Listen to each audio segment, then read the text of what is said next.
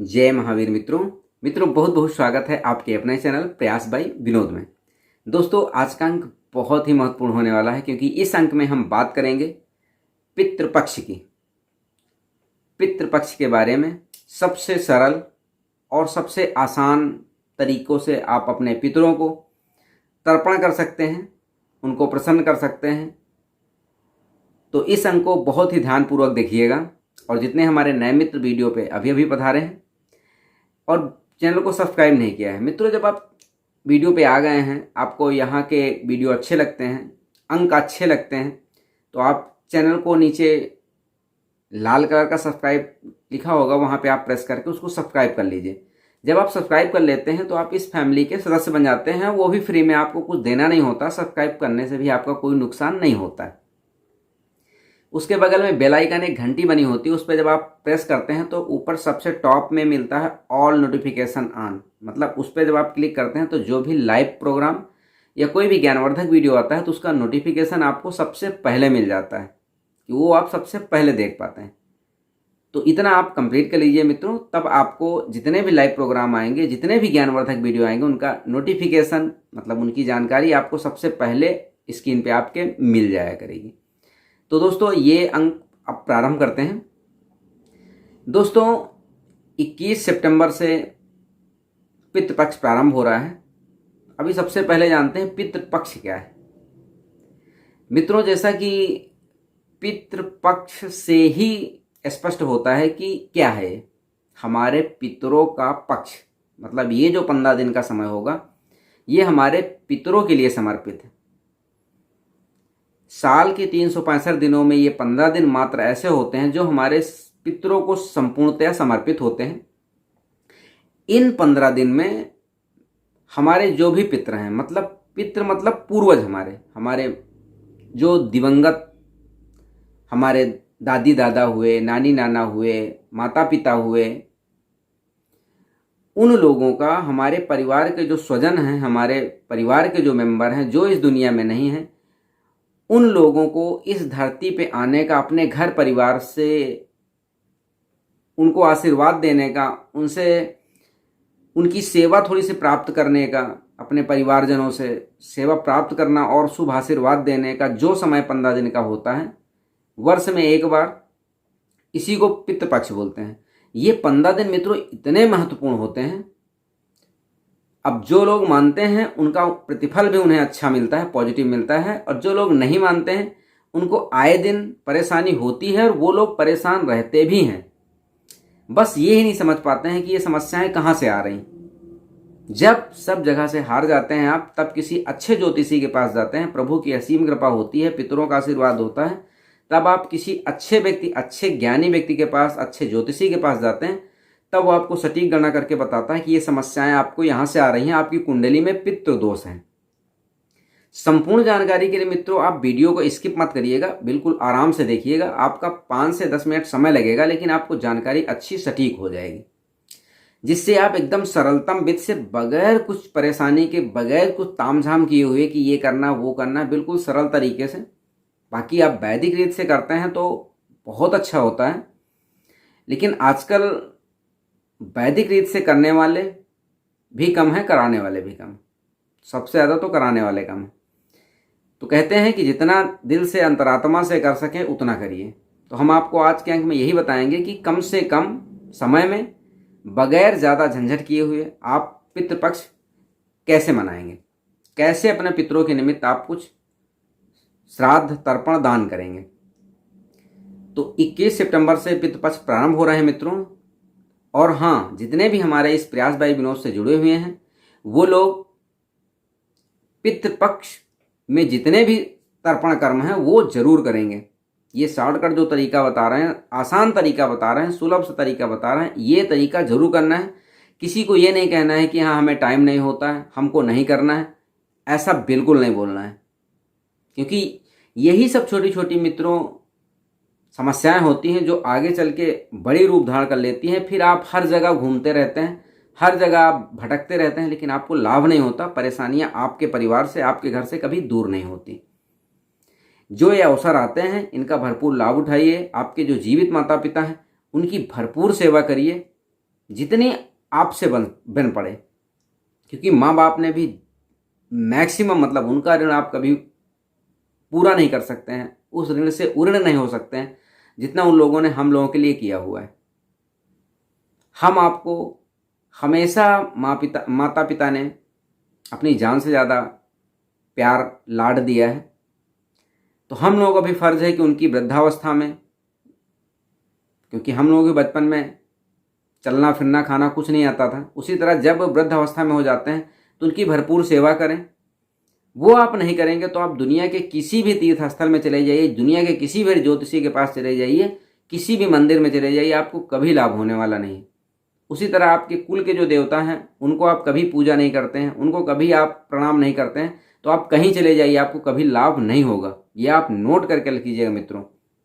तो बात करते हैं पितृपक्ष की। पितृपक्ष में आप सबसे पहले प्रातः स्नान करने के पश्चात सबसे पहले सूर्य को जल देंगे। जो आप हमेशा देते थे वो आप देंगे। तांबे या पीतल का लोटा लेंगे, उसमें जल डालेंगे, अक्षत डालेंगे, रोली डालेंगे, लाल पुष्प डालेंगे, सूर्य जी को ओम घड़ी सूर्याय नमः या जो भी आप बोल के आप जल दे सकते हैं भगवान सूर्य को। ये हमेशा आपको जीवन पर्यंत सबको देना है, और इस पितृपक्ष में भी सबसे पहले भगवान सूर्य को जल देना है। उसके पश्चात आपको एक लोटा फिर दोबारा जल लेना है। गंगा जल मिल जाए तो अति उत्तम है। फिर एक आपको थाली लेना है, फूल की, कांसे की, पीतल की, कोई भी, स्टील लोहा नहीं चलेगा। आप पीतल के ले सकते हैं। फूल एक धातु आती है, कांसा आता है, या बर्तन की दुकान में मांगे तो मिलेगा, पूजा पाठ में सभी लोग इस्तेमाल करते हैं, वो लोग जानते हैं। उस थाली में आपको थोड़ा सा जौ डालना है और कुसा लेना है, जिसको कुश बोलते हैं। संपूर्ण कुश हो, थोड़ी सी जड़ भी उसकी होनी चाहिए।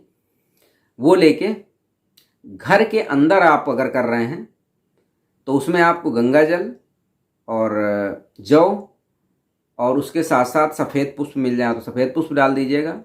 और कुसा लेके आपको तर्पण करना है।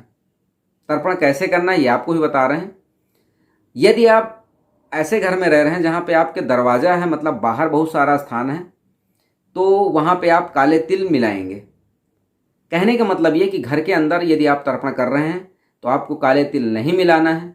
घर के बाहर आप अगर तर्पण कर सकते हैं या आपके यहाँ व्यवस्था है घर के बाहर करने की, तो आप काला तिल मिला के करेंगे। घर के अंदर काले तिल डालकर तर्पण नहीं करना है। सिर्फ जौ डालकर, गंगा जल डालकर, सफ़ेद पुष्प डालकर और कुसा लेकर आपको तर्पण करना है। अब करना कैसे है?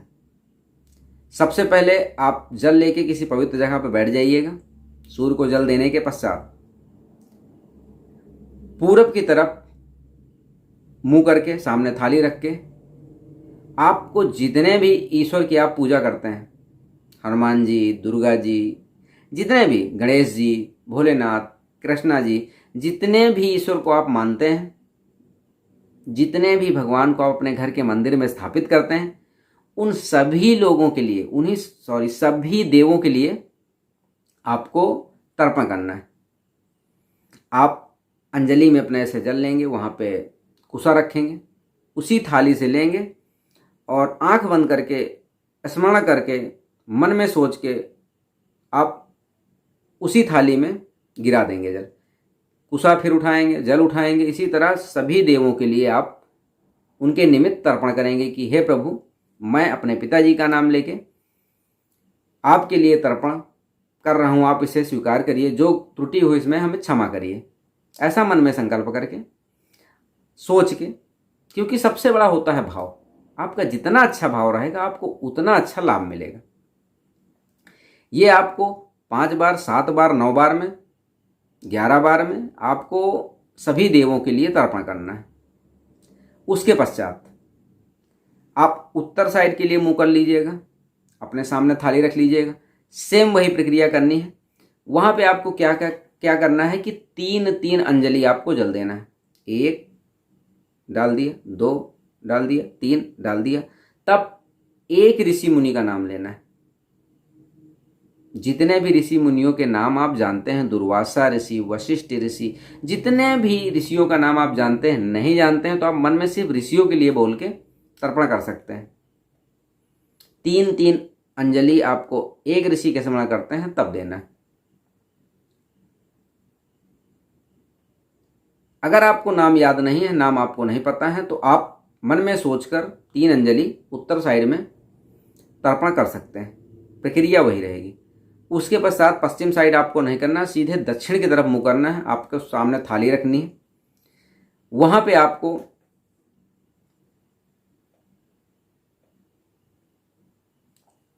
दक्षिण की तरफ रख के थाली रखना है सामने, और उसी तरह कुसा जल अंजलि में लेना है। और 3-3 अंजलि आपको अपने पितरों के नाम, अगर आपके माता पिता नहीं हैं तो उनके नाम से छोड़ना है जल उसी थाली में। आपके दादी दादा नहीं हैं तो उनके लिए आपको छोड़ना है, नानी नाना उनके लिए छोड़ना है। जितने पितरों का आप अपने, जितने अपने पूर्वजों का आप नाम जानते हैं, उनका नाम ले लेके आपको तर्पण करना है दक्षिण की तरफ मुँह करके। आप नहीं नाम जानते हैं तब भी आप अपने पितरों के लिए मन में सोच के तर्पण कर सकते हैं 3-3 अंजलियों के साथ। इतना करने के पश्चात आपको वो जो जल है बचा हुआ उसको किसी गमले में या पवित्र जगह पे डाल देना है, पैर ना पड़े वहाँ पे, इसलिए उसको थाली में करवाया जाता है कि नाली में न जाए, पैर ना पड़े, इसलिए वो तर्पण थाली में करवाया जाता है। उसके साथ साथ पूरे 15 दिन, पूरे पितृपक्ष में आपको सबसे पहले जो रोटी बनानी है वो आपको गाय को देनी है। उसके बाद कौवे के लिए छोटी छोटी रोटी बनानी है। चींटियों को दाना डालना है, चिड़ियों को दाना डालना है। चींटियों के लिए दाना डालिए, मतलब चीनी और आटा का मिश्रण डालिए, बिस्किट का मिश्रण डालिए।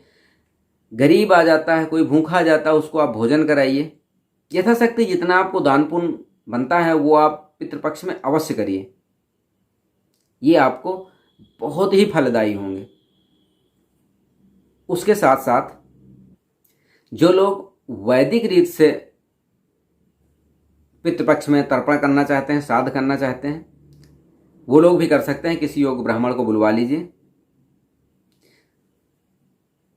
तर्पण करिए, पिंडदान करिए, ब्राह्मण को भोजन कराइए। और ये कब करना है? आपके पितरों के जो तिथि हो, जिस तिथि में वो स्वर्गवासी हुए हों, उस तिथि को आपको ब्राह्मण को बुलाना है, पिंडदान करना है, तर्पण करना है और ब्राह्मण को भोजन कराना है। ये हुआ वैदिक रीत।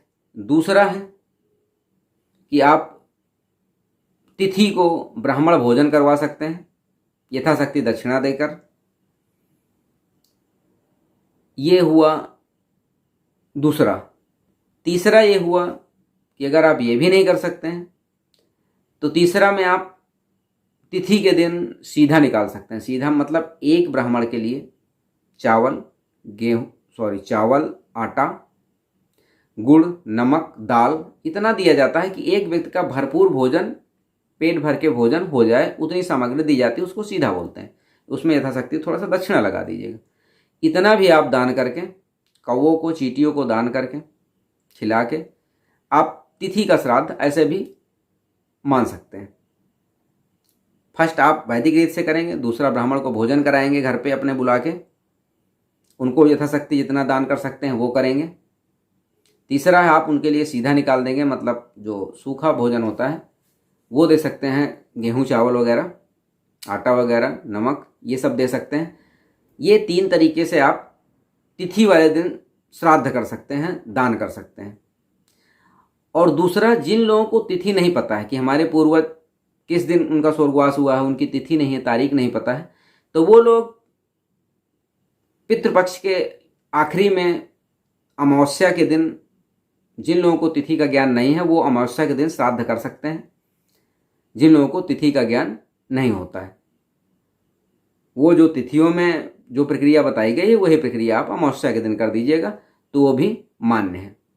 और इस पितृपक्ष में आप हमेशा जब तर्पण करें, घर में जो भोजन बने उसको दक्षिण दिशा की तरफ से थोड़ा सा कटोरी में रख दीजिए। पितरों से प्रार्थना करिए कि हे पितृदेव, हमसे जितना भी बन पड़ा, जितना भी हो सका, हमने यथाशक्ति आपकी सेवा के लिए प्रयास किया है, ये भोजन आप ग्रहण करिए, जो गलती हो क्षमा करिए, आप शुभ आशीर्वाद हमें प्रदान करिए।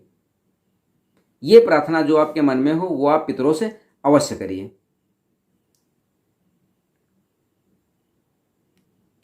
अब जान लेते हैं लाभ के बारे में कि ये सब इतना करेंगे पितृपक्ष में तो आपको लाभ क्या होने वाला है, और नहीं करेंगे तो हानि क्या होगी। अब इसके बारे में बात कर लेते हैं। सबसे पहले हानि की बात करते हैं। यदि आप पितरों के संबंधित कोई भी कार्य नहीं करते हैं, आप पितृपक्ष में तर्पण नहीं करते हैं, श्राद्ध नहीं करते हैं, दान नहीं करते हैं, ब्राह्मण भोजन की व्यवस्था नहीं करते हैं, कभी कुछ नहीं करते हैं पितरों के निमित्त, आपके घर में हमेशा कलह रहेगी, लड़ाई झगड़े होंगे, शांति नहीं रहेगी, लक्ष्मी का वास नहीं होगा, परेशानियां रहेंगी, रोग रहेंगे, हमेशा रहेंगे, आप कभी कोई ठीक नहीं कर सकता। जब आप ये सब करेंगे तो ये जितनी चीज़ें बताया इसका जस्ट पॉजिटिव होगा। घर में सुख शांति रहेगी, लक्ष्मी का वास होगा, रोग बीमारियां कम होंगी, तकलीफ़ें दूर होंगी, सुख शांति हमेशा बनी रहेगी पितरों के निमित्त ये सब करने से। क्योंकि पितृ और जो हमारे कुल देवता हैं, इनका आशीर्वाद नहीं हुआ तो दुनिया की कोई ताकत आपको हमेशा प्रसन्न सुख समृद्धि के द्वार पे नहीं ले जा सकती। आप हमेशा परेशानी में घिरे रहेंगे। तो आप सबसे निवेदन रहेगा कि पितृपक्ष में जो पावन समय है 15 दिन का, इसमें अपने पितरों के निमित्त जितना भी हो सके दान तर्पण करें। और विशेष जानकारी के लिए अभी इंस्टाग्राम की आईडी आपको मिल जाएगी, प्रयास बाई विनोद ऑफिशियल। वहाँ पे आके हमसे आप लाइव जो भी भूल जाएं वो आप चैट करके जानकारी कर सकते हैं, मैसेज कर सकते हैं। डिस्क्रिप्शन चेक कर लीजिएगा, वहाँ पे आपको जैसे ही टाइटल को क्लिक करेंगे डिस्क्रिप्शन खुल जाएगा, वहाँ पे इंस्टाग्राम की लिंक मिल जाएगा। सीधा लिंक पे आप क्लिक करेंगे, सीधा इंस्टाग्राम पे आप पहुँच जाएंगे, वहाँ आप जुड़ जाएंगे। जितने भी नए मित्र हमारे वीडियो पे अभी भी पधारे हैं, वीडियो उनको पसंद आता है तो वीडियो को लाइक कर लिया करिए। लाइक करने से वीडियो बूस्ट होता है, बहुत सारे लोगों तक की जानकारी पहुँचती है। चैनल पे अगर नए हैं, सब्सक्राइब नहीं किए हैं अभी तक, चैनल को सब्सक्राइब कर लीजिएगा और बेल घंटी जो आती है उस पर टॉप पे ऑल नोटिफिकेशन पे क्लिक कर दीजिएगा, जिससे कि ज्ञानवर्धक वीडियो और लाइव प्रोग्राम का नोटिफिकेशन आप सबको सबसे पहले मिल जाए। तो दोस्तों मिलते हैं किसी अन्य ज्ञानवर्धक वीडियो के साथ, तब तक के लिए जय हिंद, वंदे मातरम।